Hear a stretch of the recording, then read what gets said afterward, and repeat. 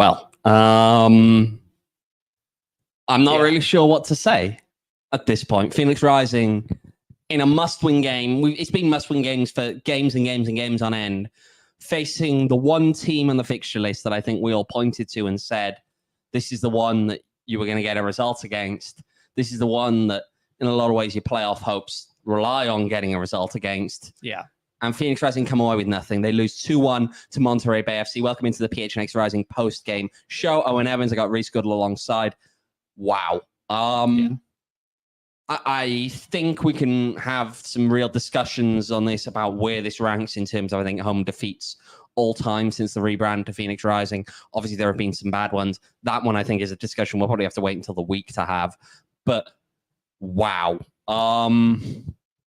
Rees, I'm just going to let you take a little bit of this one right now. You can lead us off with a bit of your thoughts. I mean, you said it. This was the last game on the schedule that looked like a surefire win for Rising, and they didn't look like it at all in this match. It didn't look like they could score. They had the chances. They had 22 shots, which we'll get into later, but they just didn't look in control of this match at all. And for the final 4 games of the season, I don't know where Rising are going to pick up the points to make a playoff spot. And I think, honestly, you could say it could be over now. I think there's a very real question as to whether this team right now is going to rebound from this one. This was a real struggle. Look, facing a Monterey Bay side today that hadn't scored in their prior 6 games going into this match. Good. Within 15 minutes, Moby Fair puts them on the board with a lead. Then you get into the 44th minute, an own goal by Rocco Rios Novo. Real just bad bit of, I'm not sure if it was communication. I'm not sure if it was what, to be honest. But suddenly you're at the break at 2-0 down going into the break against a team that hadn't scored in their 6 prior matches. Rising fought back later on. They did ultimately get a goal, Dariusz Formella, in the last 10 minutes. But despite all the pressure, despite all the fact that, they were probably the better side for a lot of the second half, it still wasn't enough. And at a time where this team desperately needs points any way they can get them, they found themselves against a team that went into the night in 11th in the Western Conference, that, again, had not scored for 6 whole matches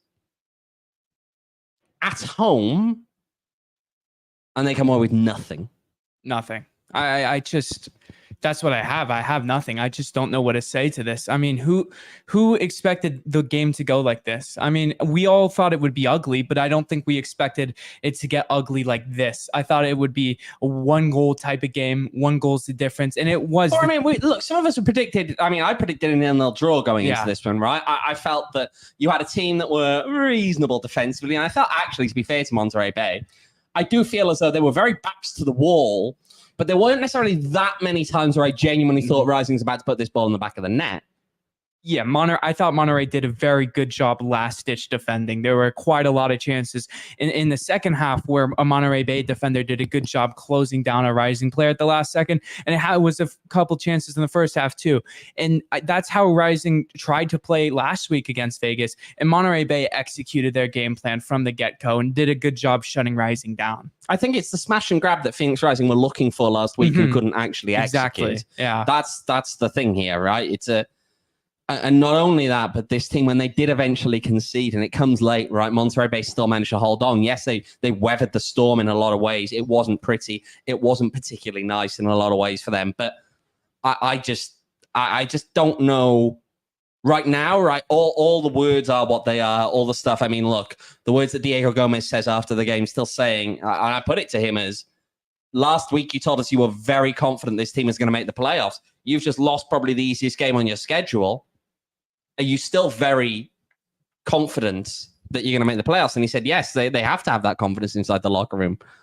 But I don't think that many people outside of that locker room, quite frankly, I don't really think that many people inside of that locker room do really hold that confidence. I mean, I get you have to have confidence to play sports at a professional level, but I just don't get how you can be confident in qualifying for the playoffs this late in the season with these results you've gotten over the last 3 games.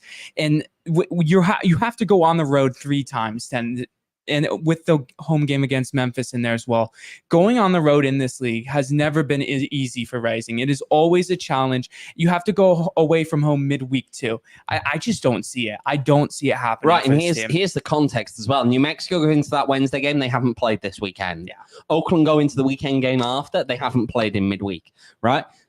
It's not going to be easy. It's really not going to be easy. Now, I will say, by the way, before we get too much into some of our other things, shout out to all of you in the chat. We can't repeat some of your comments here. There are a lot of words that we can't say on here here. But I will go through some of these. Let's go from the top on down. Andrew, embarrassing. Even though we showed fight at the end, too late for that. This team looks confused with each other. Andrew also saying that Diego Gomez is a dead man walking.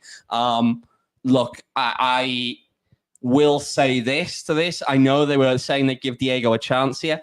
If I have to be perfectly honest, I think these last few games have probably eliminated his chance of long-term staying, I think, at this club, as the head coach at least. No, I have to agree. I do think Diego has offered some positives in his time at Rising, but I don't think that's what you look at right now. I think you have to look at what he's struggled with, and he's struggled getting results. And I think his in-game adjustments have been poor throughout his entire tenure since that July match against San Antonio. I don't think he's done a good job with that. I think his initial tactical setup is fine, but he just doesn't have the players to do it. And I think he hasn't adjusted from that. Mm-hmm. And to me, it just doesn't make sense. I think you have to look at someone else in this offseason. Yeah, some of the other comments in here. James Wilson saying the problem is the clueless FO, right? That is a view that is obviously shared by others in this stadium. We'll talk a little bit more about that one later on, and some of what happened here. Albert here with, I don't want to lose for the sake of losing, but I don't want any polish on, we'll say, this season. I want ownership and management to face the full scope of their failure. Some of the other comments here and here. Gollyman Pat McCarthy still believes he has no blame in this. Harry coming in from San Antonio. Delightful. Thanks, Harry. There's always El Paso to make you feel better. Yeah, I mean, I guess. And just general, I think, disappointment here that the things have gone the way they are. William Lamb in here calling it a disaster loss for Phoenix, and it's hard to disagree. It is hard to disagree. I mean, to me, the worst case scenario to still make the playoffs after this match was a draw. That would be the worst result you could get and still somehow make the playoffs. But you lose like the way you did. That's a momentum killer. I mean, the Vegas game momentum killer. I just don't see it at all anymore. Yeah, I know. It's wow. All right, just to run through some facts then that people may or may not have heard yet. Phoenix Rising lost 3 games in a row now in USL Championship. That is their longest losing streak since the 4th of September 22 to the 18th of September 22. So Phoenix Rising did lose 3 games in a row in September 22. Of course, they missed the playoffs that year. They also attempted 22 shots today, which is their highest total in a single match in USL Championship this season. But ultimately to no avail. You know what? Should we use that as an excuse to pull up the stats, actually? Yeah. Let's have a look at By the Numbers right now. By the Numbers brought to you by Desert Financial Credit Union, Arizona's #1 credit union, as said by Forbes. Right. Phoenix Rising with a big XG there, but of course you don't win the game on XG. You win the game on balls in the back of the net. I'd imagine what also helps there is, of course, the own goal. Probably takes away from it, but even then, probably shouldn't have counted for very much anyway. I wouldn't have thought at that point. But Phoenix Rising there with 22 shots again. That is their highest total in a single match in the season, but only 5 of those shots are on target. Monterey Bay scored 2 goals off of 1 shot on target. 37.5% possession, right? We said it earlier. This was the smash and grab, the real regressive Brexit ball that Phoenix Rising were trying to do, I think, last week. And it didn't work for Phoenix Rising then. They conceded late. But Monterey Bay managed to pull it off. They managed to pull off the great heist here in Phoenix and send their handful of fans that were over just by the side of us where we are now today home happy. Yeah, I mean, they did a great job shutting down Rising's attack. I did think Tomas Angel did a better job in this match, finally just letting the shot rip, but still they didn't allow him to get into good spots. They didn't allow Cabral to get into good spots. They didn't allow Margarita. They didn't allow DJ to get into good spots, and that's what won them the match. It was a very, very good performance from Monterey Bay's defense, and Rising's just didn't create the chance to try and break them down either. They didn't. And I think that's a lot of the thing, right? You see the XG, you see the number of shots, although to be fair, thing about XG, of course, it is a cumulative counting kind of stat. Yeah. You take a lot of bad shots, it will count up high because you just add them on and on and on and on and on. So that's always a point to be made there. When you get 2 XG, but you're doing it off of 22 shots, yeah, I mean, the shots are what they are right at that point. But I just felt as though a lot of the time what we were seeing, I think, was a Phoenix Rising side that was almost trying to walk the ball into the back of the net at times, taking too long, finding little ways to do the little spins, the little back heels, and the little all the kind of walking the ball into the net kind of trademark stuff that just shows that even when they got a shot off at the end of it, they weren't on good positions. They weren't finding ways to really challenge the Monterey Bay goal. And that's what cost them, I think. Yeah. I mean, there was a move in the second half where I believe it was Cabral cut inside, gave it to Angel, he backheeled it to Margarita, and there were quite a lot of flair to that move. But still, even if they had cut down on the flair and just tried to rip a shot from the get-go, Monterey Bay just didn't allow them to have the space to get a shot off from the start, and it led to a poor shot later on in the move. But that's what I have to say is Monterey Bay's defense was just so good in this game that Rising, no matter what they did, I think they could have played this game a million times, and I don't think Rising would win in any of them. Yeah, it's. I mean, we're going to talk more as we go on here, and again, shout out to all of you in the chat. Shout out to Monica. I love your positivity, Rees. Yeah, very. Okay, I'll tone it down then. I'll tone it down. I tell you what, all those years of being an Arsenal fan have really braced Rees for just positivity. Yeah, he knows what he's doing. Being an Arsenal England fan, that's positive right there. Just, I thought England fans normally do get a bit carried away. Though, but then once the tournament ends, it's back to fall back to the floor kind of stuff. Get out, you know. No, I know that's how that stuff usually go. Well, I mean. He is not gone. Necessarily wrong. He is gone now. He is gone as well. Right. Well, when we come back on the other side of the break, we will have more to talk about from tonight's pretty dramatic loss. But first, we are going to talk to you about our friends at Branded Bills, because you know what? Phoenix Rising tonight, they may have let you down, but Branded Bills, they're not going to let you down. They've got all kind of good stuff. Our producer, Kyle, does indeed currently have a hat on. You can't see it. Check it over here. Check it over here. There we go. We got the ASU hat, kind of fun stuff there. Rees, go on. You can steal it now from him. Kyle, we will give that back to you. Looks good, doesn't it? It looks great on you, mate. But it's a good hat, good quality. I've got one back at home as well. They've got all the campus license stuff there. So ASU, U of A, if you happen to want that stuff. Yeah. If you want other colleges as well, they do have some of those too. And they got all other kinds of stuff, other kinds of snapbacks, truckers, fitteds, beanies. They got T-shirts as well. They're a local company from here in the Valley, from Mesa. In fact, so you are supporting local when you buy from Branded Bills. Go check them out. Go phnx.com. Brandedbills.com. I'll catch it in the end. Use the promo code PHNX. Wow. This is what this night has done to me. But use that promo code PHNX. Get 20% off. And of course, we want to shout out our friends at Circle K. Circle K, you know, you need to cool off. Maybe you need something a little bit harder coming off of a game like that. But you do need to cool off. So make sure in the hot weather, go get yourself a Polar Pop. You get discounts. They're actually pretty cheap right now, 79 cents, and cheaper as well if you remember the Inner Circle program. Remember, join up for that Inner Circle program. You get discounts on gas. You save 3 cents per gallon every day, but you also get 25 cents off per gallon on those first 5 fill-ups, and plenty of other member-exclusive deals and discounts as well. So go ahead, sign up for the Inner Circle now. Go grab your Polar Pop as well while you're at it. You can download the Circle K app today to join the Inner Circle for free. Terms and conditions, of course, do apply. It's valid at participating locations. Hopefully ones where you can find yourself a nice cold Polar Pop. And of course, you can visit circlek.com for more details. Right, Rees. Let's break this down a little bit more now. Individual players. We saw for the first time starting Darius Johnson. Thoughts on Darius' performance? I don't think it was impressive. I don't think it was bad. I think it was just okay.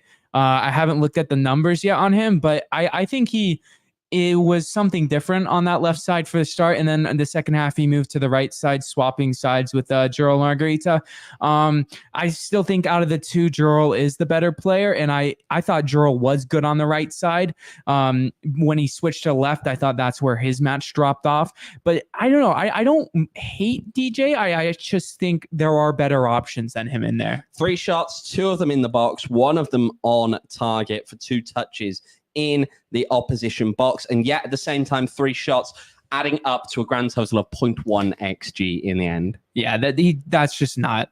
I mean, that goes back to my earlier point about Monterey Bay's defense being the best part of this match, but I just don't know. Also have to question, I think, when someone is in an attacking position like he is, and they come away with a grand total at the end, by the way, thanks to our stats here from Opta, of 0 chances created. Jeez. Yeah. 0 chances created. Now, he's up there with Dariusz Formella, admittedly, but he came off the bench and he did score a goal. Yeah. Giulio Dortiotto, who came off the bench, and then the only other 2 players who didn't create a chance today that played any minutes were Rocco Rios Novo and Alejandro Formail.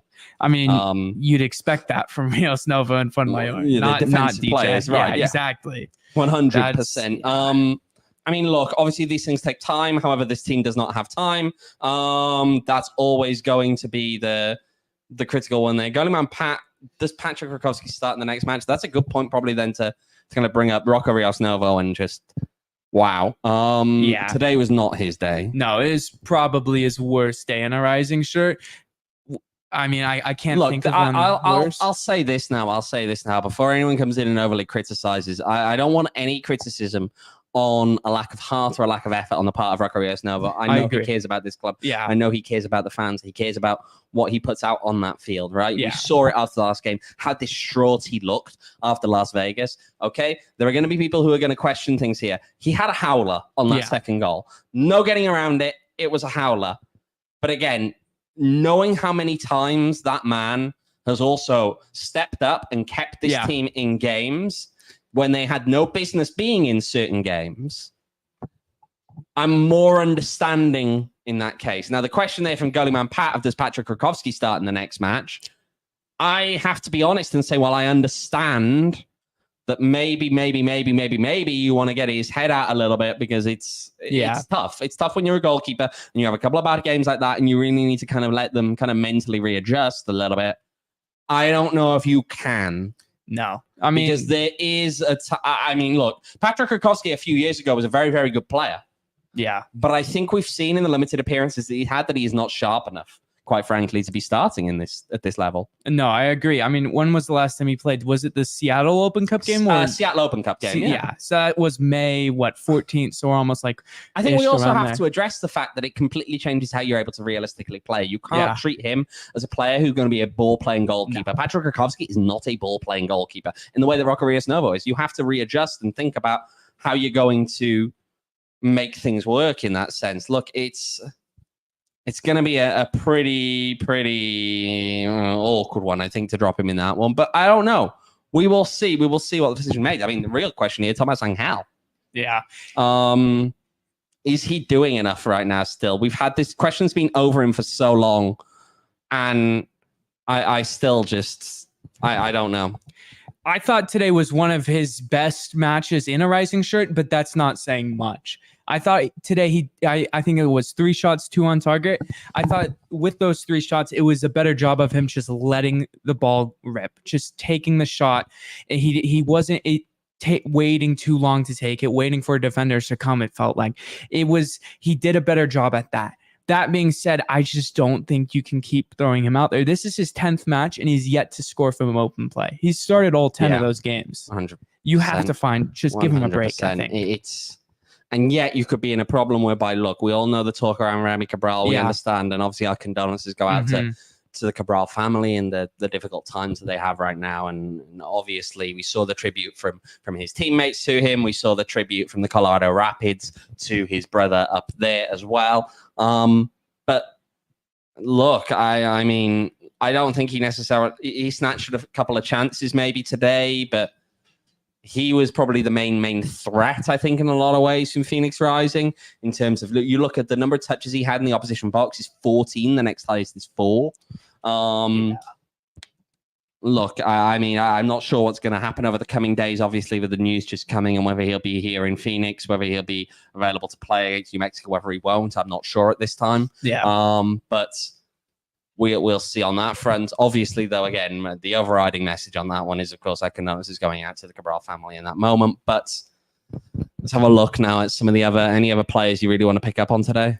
I don't really think there was any other standouts. Any players that, I mean, we can talk about the decision to leave Pop Marboy on the bench. I mean, I think the that's decision to leave Pop interesting Marboy on the bench, that came up in the press conference because I asked about it. And see, sometimes I think I'm going to say that, like, it came up in the press conference, like, wait, I asked that one. But it was kind of like I think he was getting too many minutes under the legs. You kind of have to sit him a bit, and I see that. Obviously, the sub has to happen. Gabby was struggling with injury in the first half, and you have to make a change. And in that case, they choose to go with Pap to bring on. I understand that. I think of the choices you had available on the bench, probably the right move to go for. But I'll also say this, when you are Diego Gomez and you say in the first half that the defense was lacking maybe some of the intensity, maybe there were issues with mentality in the first half, and you've dropped someone who I think has broadly been a bright spot this season, even if he hasn't been perfect, you're going to get questions about that. To me, over the last few months, Pop Marboy has become one of the best defenders for Rising. And I get why. I get you don't want to play him every minute of every game. But to me, if you're going to play him in one of the two games, either this one or against New Mexico on Wednesday, it's this one. This was the must win. New Mexico, yes, they're first in the table right now. That's going to be difficult midweek. And it's a game that they're going to be up for. We know the feeling, I think, in New Mexico against Phoenix. Look, they look at this club as a smaller market club would, and have a real passion for beating this team. And the fact is they did it earlier this season as well. So they're going to be up for it. They want to do the double. I don't know. We'll have to see. But one other thing I think to address, so we're just talking about this match before we move on. And look, what I'll say on this one, we're going to leave you guys up to make your own mind at home, as we always do on this front. Obviously, there was, I'll say this now, at halftime, not the most positive of atmospheres in the crowd at 2-0 down. In the south end, there was the banner raised, the banner calling for Phoenix Rising Club President Bobby Dooley to go. There were chants as well of wanting Bobby out. Obviously, that's not always indicative of the entire fan base. I did have someone tweet at me saying that as such. And we haven't said that. That was coming from the south end. But clearly there is, I think. And look, when you look at the bigger picture here, the crowd for a dollar beer night did not feel particularly good. The performance on the field obviously was not up to the standard that was required. And I think if you are in a senior position at this club and you are not concerned in a I should be concerned for my job kind of sense, that would indicate complacency. Now, I'm not saying there is complacency there, right? That's up to, they may well have the view that they, and that may be how they understand things up there at the higher end of the club, right? But if they're not worried about their job at this point, looking at this kind of stuff, that implies a complacent attitude, because there are clearly issues that are going on around this club right now in general, right? Now, let's see what goes on from that. I will add there that usually we do see Phoenix Rising Club President and Sporting Director Bobby Dooley and Brandon McCarthy, respectively, in the tunnel as the players go off. We did not see them down there at the end of the match tonight. It's the atmosphere here tonight was, I think, not the most positive, just by its nature. The stands at kickoff look pretty poor. Yeah, I mean, Dollar Beer Night, that used to be... It was the draw. Yeah. I remember that at the old stadium, the very first stadium under the name Phoenix Rising, and that was the night to be at. Yeah. I mean, it used to be packed, standing room tickets. I get the capacity at the stadium is bigger than that, but I don't know. This did not feel like a Dollar Beer Night at all. But those were 7,000 crowds. Yeah, I agree. And this was... Not 7,000. Look at it this way. They were doing giveaways at the start of the game. And look, there were more than 1,000 people in here, but there were 1,000 giveaways. And there were still lots of giveaways left, you said, after the game had kicked off. Yeah. Yeah, there were more than 1,000 people in here. A lot of people just turned them down by the looks. But still, that if you had a crowd of 6,000, you're not telling me that 1 in 6 people are turning them down. No, I agree. They're not. The actual walk-up crowd today, I think, in person, was bad. And I think we've really got to leave it at that. But right, if we're looking a little bit broader here, we should look around the USL. Obviously, no other games today. We can look at some of the fixtures coming up now. So Rising's loss here to Monterey Bay, really not a great start there. But some of the other big ones just to highlight tomorrow, we'll go through Charleston, Detroit. That's an Eastern Conference. Hartford, Loudoun. Indy playing Louisville in a derby game over there. Miami playing Pittsburgh, Rhode Island, Tampa Bay. And then we move over to the West. Memphis playing Oakland. That'll be an interesting one to keep an eye on. Both of these teams playing for home playoff positions if they can. Although Oakland falling off a little bit as of late. San Antonio are going to play Sacramento. I think San Antonio probably out the playoff hunt, to be honest. And especially against Sacramento, I'm not expecting a whole lot. Big one for Phoenix Rising. Tulsa playing El Paso. With tonight's result, a Tulsa win over El Paso. We'll see Tulsa overtake Phoenix Rising in the standings. Orange County, if they get a point tomorrow away to Las Vegas Lights, they too will overtake Phoenix Rising in the standings. That one rounds out the evening one Sunday game. Birmingham Legion against North Carolina out in the East.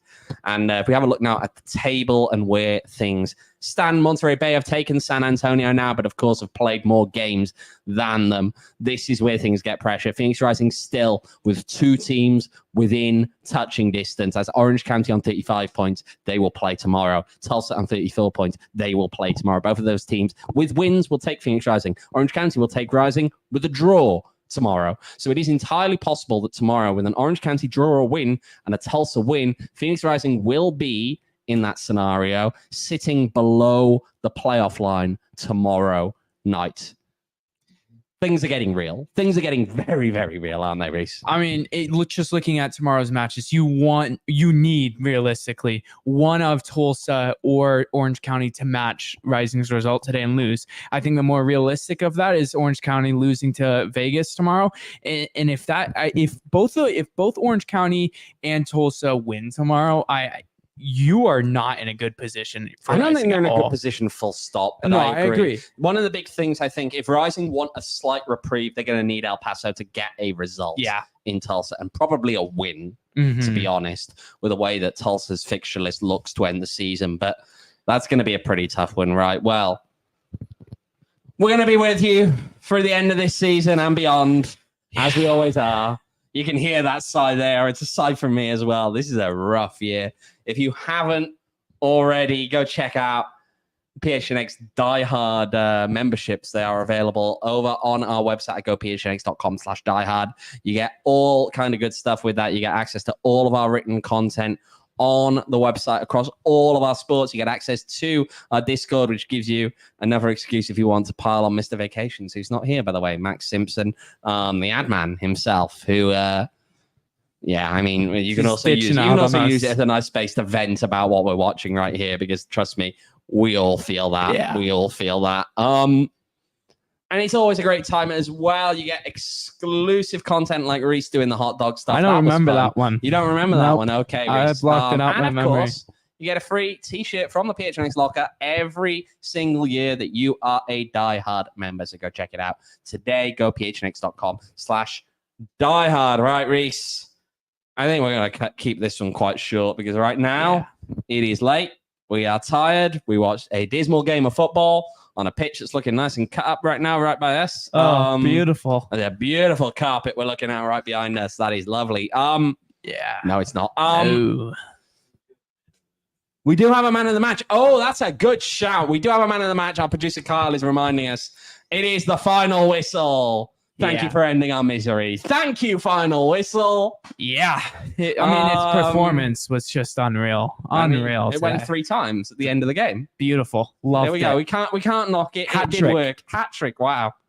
That's more goals than Phoenix Rising scored in its last 3 games. Yeah, I don't want to think about that. I know, that's true. All right. Well, remember, we will be with you on Tuesday for the preview of New Mexico United, and we'll have updates for you on Twitter through the week, as we always do. You can check us out on Twitter at PHNX__rising, because double the underscores, double the misery. I don't know. I mean, it's pretty much right now. Feels appropriate. This feels like one of the lowest levels we've had all season. I'm not going to lie. I'm not going to lie to you. It feels like one of the lowest levels we've had all season.